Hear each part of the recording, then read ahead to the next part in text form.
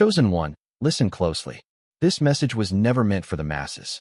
It isn't crafted for those who find comfort in the ordinary rhythms of this world, who slip easily into its systems and feel at home within its rules. It is for you, the one who has carried the unsettling sense of strangeness even in familiar places.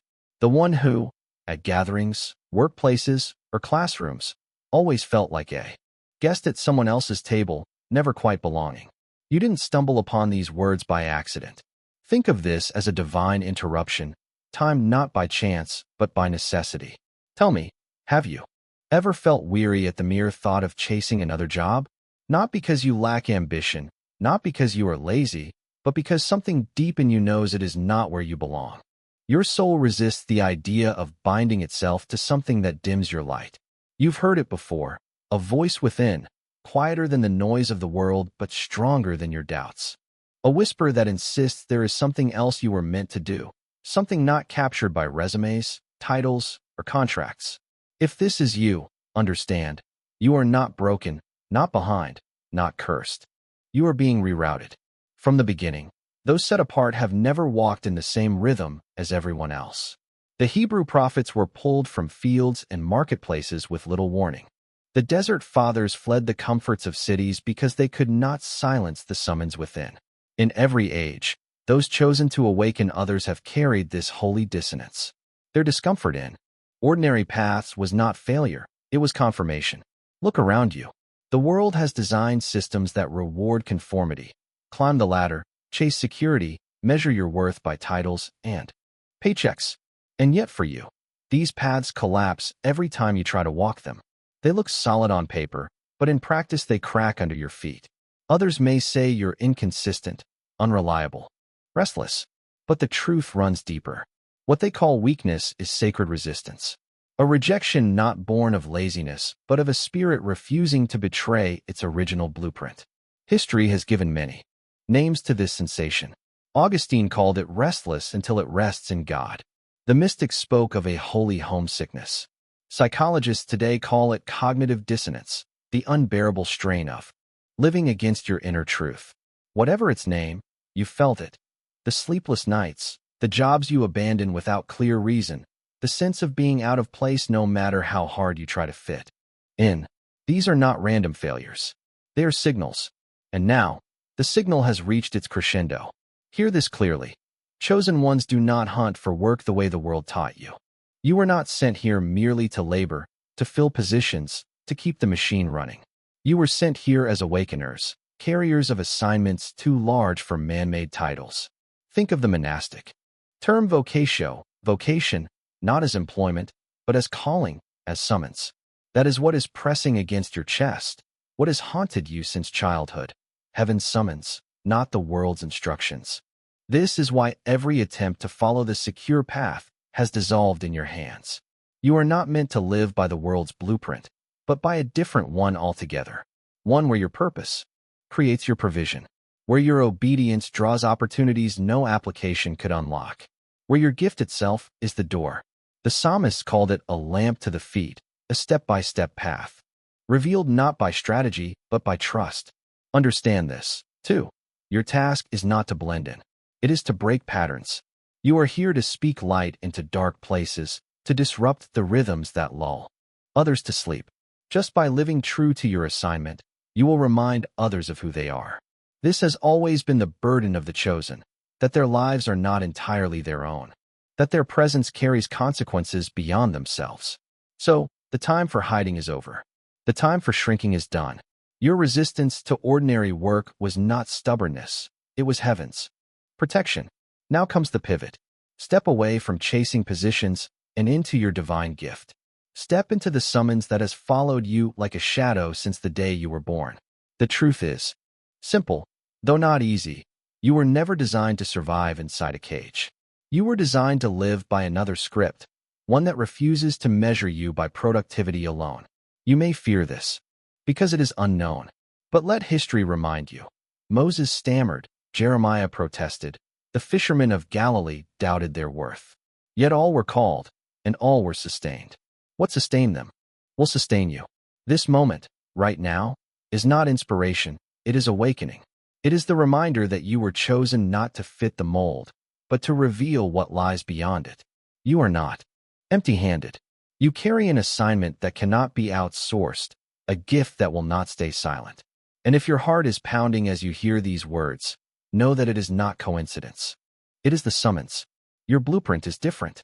And now, finally, you are being asked to walk in it. Society defined as productivity. They were called erratic, untrustworthy, even dangerous. Yet their misfit status was proof of their calling. So when you notice that every time you try to walk the so-called secure path, it crumbles beneath your feet, don't mistake it for curse. Recognize it as confirmation. What refuses to hold is not meant to hold you.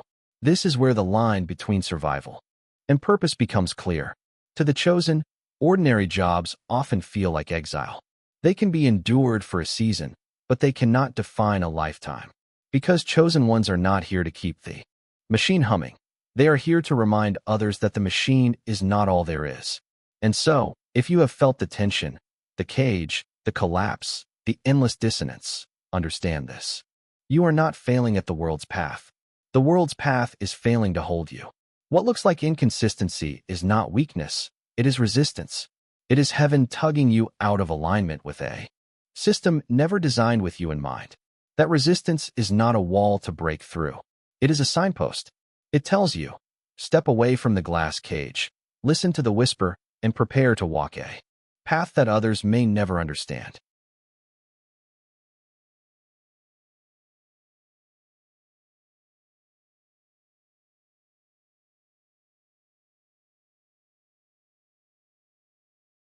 Your body protests. Muscles tense, energy shuts down, even breathing feels heavy. This isn't mere moodiness, it is somatic intelligence. Your body itself becomes the messenger, refusing to pour sacred energy into what is not yours to carry. Across cultures and centuries, people have described this resistance in sacred terms. The Japanese speak of ikigai, a reason for being, where joy, talent, and contribution intersect. The Stoics called it the daimon, an inner spirit that guides you toward your true work and punishes you with restlessness when ignored. In Sufi teaching, it is fitra, your original nature, the divine pattern within that resists distortion. These traditions agree on one truth. When you violate your nature, the inner voice grows louder. And yet, the world mistakes this voice for failure. They see you hesitate at the door of another routine job and label it irresponsibility. They see you grow restless after a few months and call it inconsistency. But perhaps inconsistency is simply honesty, the refusal to numb yourself into roles that suffocate your soul. To others, you look weak. To heaven, you look obedient. This is why it is crucial to discern the difference between avoidance and sacred resistance. Avoidance hides from growth. Resistance shields you from misalignment. One keeps you small, the other protects your gift. You can know the difference by listening to peace. When you say no to something that drains your spirit, do you feel lighter, even if the world disapproves? That lightness is confirmation. When you force yourself to stay where your peace has fled, do you feel heavy, anxious, even ill? That is misalignment fatigue, the soul's alarm system. Stillness, then, is not always sloth. Sometimes it is strategy. Think of the archer who waits, bow drawn, until the exact moment the target reveals itself. Think of the seed buried in darkness, motionless yet pregnant with future harvest. To the casual observer, both look inactive. But in truth, they are in process, gathering strength, receiving instruction. You too are in process. The pause you've been living is not wasted time. It is the emptying of old programming to make space for divine instruction. The world is addicted to hustle, so it will never understand this kind of sacred stillness. But history shows us it is in the silence of deserts, monasteries, and lonely chambers that humanity's greatest awakenings were born. Moses in exile, Teresa of Avila in her cell, Rumi in his long nights of listening. None of them were lazy. They were being led. So the next time someone looks at you and shakes their head, calling you undisciplined or lost, remember, they are reading the surface. But heaven reads the spirit. What looks like wasted time to them is preparation for what comes next. You are not delaying life, you are aligning with it.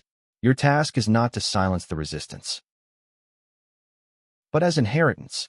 Or the artisans in Vietnamese villages, whose crafts are more than economy. They are continuity, a sacred tether between generations. In every case, what flowed easily to them became lifeblood for others. What felt ordinary was, in fact, extraordinary. Modern psychology calls this state flow. When you step into your gift, time dissolves. Hours feel like minutes. Work becomes play, and play becomes purpose. That ease isn't laziness, it is alignment. Grace leaves fingerprints on the things you do with joy. Heaven often speaks through ease, not through struggle. The world says, if it's easy, it can't be valuable. But the truth is reversed. Often, what comes easiest to you is what you were most divinely equipped to give. Look at your life closely. 2. Ordinary. There is no expiration date on a gift breathed into you by eternity. Whether you are 20 or 60, whether you've succeeded or failed, whether you feel ready or broken, the gift remains. It is the one thing in your life that has never left you, even when everything else has. And here is the truth most won't tell you. Your gift is not optional. It is your assignment. You weren't placed here to copy others, to chase titles, or to survive off wages alone. You were placed here to reveal heaven through the very thing that comes most naturally to you. So look inward, chosen one. What flows through you with ease is not accident, it is evidence. Evidence of design, evidence of calling, evidence that your life has never been random. The gift is the assignment, and the time to bury it has ended.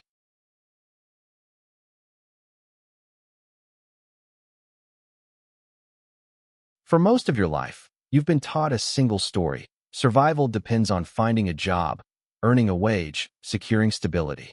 But chosen one, the economy you are being called into does not operate by those rules. It is not built on resumes or approvals. It is a spiritual economy where provision flows not from effort alone, but from alignment. Where your gift, once honored, draws the very resources you once thought you had to chase. This is not the first time such an economy has existed. History is filled with examples of communities sustained not by hustle, but by alignment with calling. Medieval monasteries grew into self-sufficient microeconomies, where prayer and purpose shaped work, and their surplus fed entire villages. Artisan guilds once safeguarded craft, creating solidarity instead of competition. Even in ancient Israel, Jubilee years restored balance, reminding people that provision ultimately came from above, not from endless toil.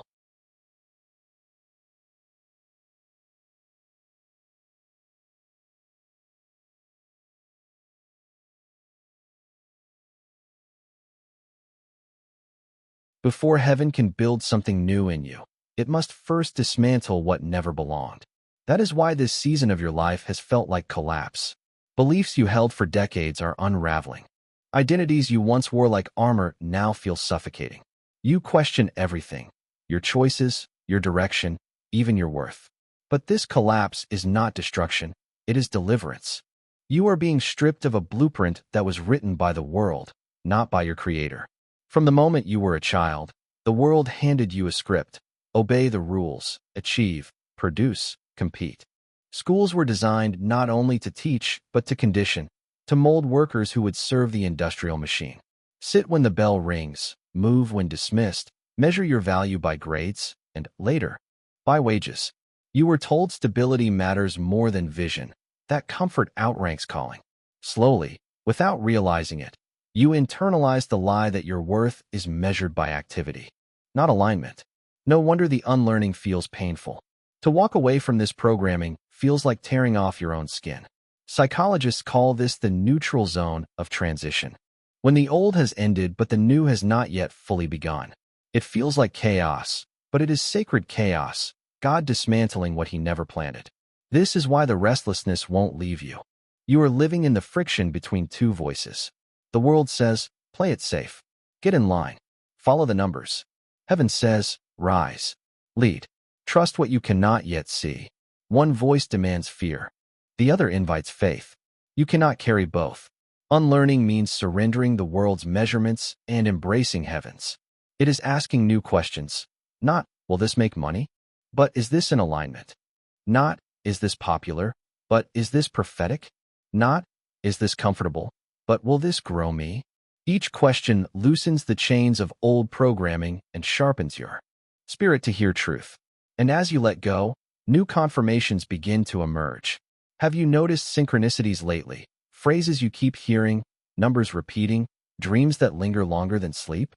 These are not coincidences. They are signals, small anchors of clarity dropped along your path. When the old blueprint fades, heaven starts revealing the new one in fragments. Like a historian, piecing together an ancient manuscript, you begin to recognize patterns. Journaling these whispers, tracking these signs, becomes more than a habit. It becomes a way of listening to God with your pen. But make no mistake, this unlearning is not neat or linear. It will confuse others. They may call you unstable, unrealistic, rebellious. But history shows us that every reformer was once accused of folly. The mystics, the prophets, the pioneers, they all bore the ridicule of those too afraid to step outside the script. What feels like madness to the world is often the beginning of clarity to heaven. This is why silence and solitude are vital. The static of constant motion, the noise of endless comparisons, all distort the signal. God rarely shouts. More often he whispers. And you cannot hear a whisper while running. Sacred solitude, the desert, the monastery, or the 10 minutes of stillness before dawn is where the new blueprint begins to surface. So, do not fear the collapse. The blueprint that crumbles is not yours to save. Let it fall. Let the false measurements die. Because what is rising in you is not built on control or competition, but on calling. What feels like confusion is actually calibration. What feels like loss is holy release. Unlearning is not the end of your story. It is the threshold. And on the other side, the new blueprint is waiting, a pattern designed specifically for you, one that will not crush your spirit, but carry it. There comes a moment, chosen one, when reflection must turn into movement. You cannot stay in the wilderness of unlearning forever. At some point, the whisper shifts into command. Begin. Not with a master plan, not with flawless preparation, but with the small and trembling yes that starts everything. Heaven does not wait for perfection. It waits for obedience. Stop searching endlessly for jobs to validate your worth. Stop waiting for someone else to grant permission. Begin with what you already carry. That voice that rises in you when you comfort a friend. That spark you feel when you create, write, heal, or guide. That restless idea you keep pushing aside because it feels too risky, too fragile. These are not distractions. They are seeds. And seeds were never meant to stay hidden. Think of the altar, an ancient place where offerings met the breath of God. Your gift is the offering. Your obedience is the flame. And whatever you place on that altar, no matter how small, becomes infused with power beyond you. Write the message. Record the video. Offer the session. Create the art. Begin while your hands still shake, while your voice still trembles. Because heaven does not multiply what you hoard. It multiplies what you release. But hear this clearly. Obedience is not recklessness. Do not confuse faith with folly. This is not about abandoning your responsibilities overnight. It is about carving space. 15 minutes to create, 30 minutes to serve. A daily practice of showing up to your assignment. Start small, but start consistently. Build a runway for your purpose to take flight. The altar is not measured in hours, but in intention. And as you begin, expect resistance. Some will not understand. They will question why you waste time on what does not yet pay. They will urge you to return to the machine. But their doubts are not your direction. You are not called to satisfy their expectations. You are called to follow the whisper. And every act of obedience, however ordinary, creates ripples you cannot yet see. History proves this. A monk once copied texts in obscurity, never knowing his manuscripts would preserve entire civilizations. A writer penned lines in exile that became lifelines centuries later. Ordinary beginnings, extraordinary impact. What they shared was not brilliance, but obedience. So release the need to map the entire road. The blueprint will not arrive as a completed diagram. It will reveal itself one step at a time, and each step will unlock the next. Your strategy is not hustle. It is alignment. Your power is not in proving, but in obeying. Let this truth settle into you. You are not lazy. You are being led. The stillness, the resistance, the long seasons of seeming inactivity, they were never wasted. They were preparation. Now the preparation meets the moment. And the only requirement is that you begin. When you do, something shifts. Your voice carries weight it never had. Your work finds people you never expected. Provision begins to follow you, not because you forced it, but because you finally said yes. So rise, chosen one. Place your gift on the altar. Let obedience be your strategy. Let alignment be your wealth. And let this be the moment everything changes, not because the world approved you, but because heaven already has. That nailing his theses on a church door would ignite centuries of reformation.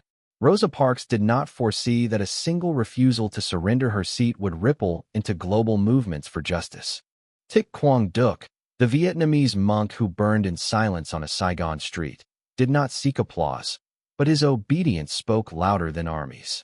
Their courage was not measured by grandeur, but by alignment. They did not chase approval, they carried assignment. And because of that, their lives echo far beyond their years. Legacy is not what you build for yourself. It is what breathes through others after you have released your gift. The medieval monks who spent lifetimes copying manuscripts in dim candlelight never knew their quiet labor would preserve entire civilizations through centuries of turmoil. Their names were forgotten, but their obedience was not. The artisans of West African griot traditions did not perform for recognition. They carried genealogies, songs, and histories that sustained identity when empires rose and fell. In small Vietnamese villages, crafts passed down through generations became more than objects. They were vessels of memory, stitching families to the sacred rhythm of continuity. In each case, legacy was born not from striving for greatness, but from living faithfully in the gift entrusted to them. This is the pivot of your journey. You are no longer asked only to discover your gift or to protect it. You are now asked to release it so fully that it outlives you. Your words, your creations, your healing touch, your guidance, these are not meant for a moment. They are meant to outlast seasons, to echo across generations. The flame that once flickered in you is meant to be carried by many, lighting paths you will never walk, reaching people you will never meet. But here lies the paradox. Legacy is rarely visible while you are still living it. The world measures success in numbers, in applause, in monuments. Heaven measures it in seeds sown, in lives touched, in faith kept. You may never know how far your influence reaches. The conversation you had with one weary soul may awaken a chain of courage across decades. The small book you publish may become a lifeline long after your name is forgotten.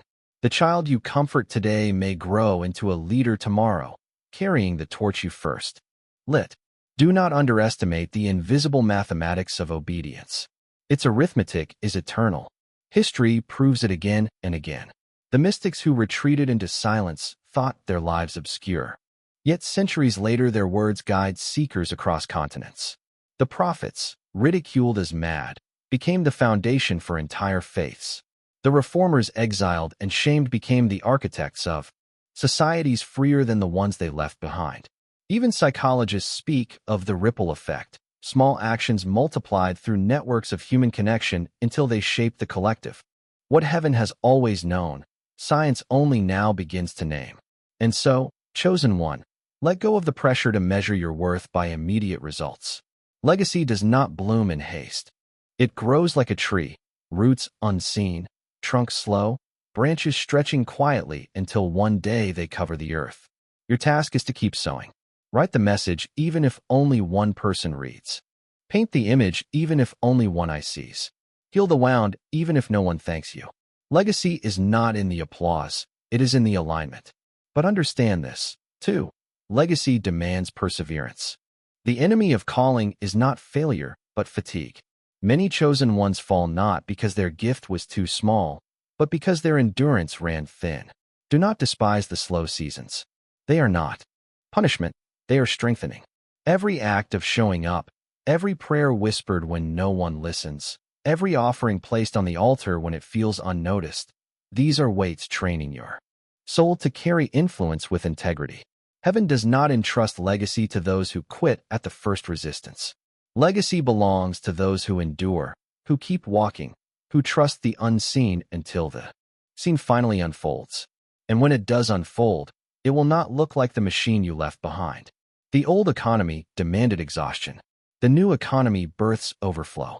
You will find that the gift you once doubted becomes the very door through which provision, community, and influence arrive. Opportunities will seek you, not because you chased them, but because you embodied them. People will gather, not because you begged for followers, but because your light made them remember their own. Legacy is attraction, not pursuit. It is the natural gravity of authenticity. Look at your life. What are the patterns that refuse to die? The song that keeps rising unbidden? The vision that haunts you even in sleep? The burden that returns no matter how many times you bury it? These are not coincidences. They are blueprints of legacy. They will not leave you because they are not meant to. They are the eternal threads woven into your design, pressing for release. Do not say it is too late. Do not say you are too old, too unprepared, too broken. Moses was 80 when his legacy began. Teresa of Avila spent decades doubting before her writings reshaped the church. Viktor Frankl wrote his life's work after surviving the collapse of everything he knew. The timing of heaven is not the timing of man. Legacy does not expire. It only waits. And now it waits for you. This is the season when your obedience must deepen into endurance, when your gift must expand into legacy. You are no longer simply called to resist the machine or to protect your inner flame. You are called to become a torchbearer, a seed sower, a pattern breaker for generations yet unborn. And though you may not see all the fruit, you can trust this truth. What you release will not return empty. The blueprint placed within you was never meant for one lifetime. It was meant to ripple across many. So rise once more, chosen one. Place your gift on the altar again and again. Do not wait for applause. Do not demand certainty. Trust that heaven multiplies what you release. Your legacy is not a monument, but a movement. Not a statue, but a story. And stories live longer than stone. This is not the end of your journey. It is the expansion. The time of hiding has passed. The time of trembling has given way. And the time of enduring obedience has arrived. Step forward. Release your gift. Live not only for survival, not only for purpose, but for legacy. For when your story is finished on earth, the echoes will continue in others. And the world will remember not the jobs you took, not the wages you earned, but the gift you carried and the light you released. Chosen one, this is your season of fulfillment. Your gift is no longer just your survival. It is your inheritance, your impact, your legacy. And the time to walk in it fully is now.